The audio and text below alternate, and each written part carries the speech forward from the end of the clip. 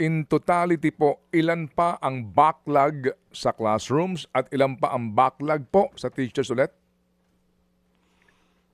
Yun pong ating classrooms, kagaya ng nabanggit kanina, ay naibaba na po natin ito sa 144 at sa budget po natin sa 2026 at ang atin pong pakikipag-ugnayan sa DPWH at mga LGUs, may ibaba po natin ito sa mas kukunti na lang numero dahil kasabay din po nito ang pagkakaroon natin ng public partners, public-private partnership dahil sa kabuang bilang simula noong 2022 hanggang sa April 2026 ay nakapagtayo po tayo ng 21,364 classrooms at tinataya natin na sa taong ito sa ilalim ng DPWH ay meron tayong 9,000 at for PSIP3 ay makagawa po ng 16,000 classrooms. Oh, so ilan po yung backlog, sir, please, again? 144 po sa kasalukuyan. 1,000.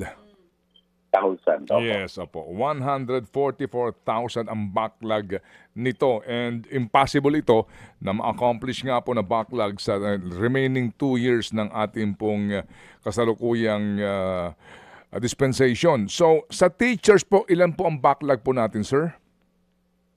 Yung pong ating 32,916 ay ito po ay tumugon sa naitala natin na kakulangan ng school year 2024-2025. So alam naman po natin na kapag dumami ang enrollment, kapag may dadagdag na mga paaralan, meron po tayong kinakailangan na bagong mga teachers. Opo. So yung pong 32,000, hindi ko po kayo mabigyan ng exact figure dahil ito po is relative to the enrollment. Okay. Opo. But meron po kaming ginagawa ng mga mekanismo na katulad sa elementarya at sekundarya, nakapagpa-approve po tayo ng isang provision na kung merong mga sobra at may kakulangan sa mga paaral within the division, binigyan po natin sila ng kapahintulutan, base na rin sa consultation sa mga teachers na mailipat sila sa iba-ibang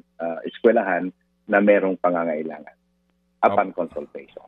Mga kapatid, patuloy po kayong tumutok sa 105.9 True FM para sa totoong balita, impormasyon, music and entertainment. Mag-subscribe sa aming YouTube channel at podcast at sundan nyo kami sa Facebook, Instagram, X at TikTok sa True Network PH. Bisitahin din po ang aming official website, truefm.ph.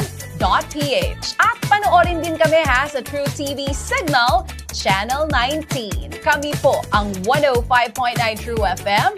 Laging true sa'yo, kapatid.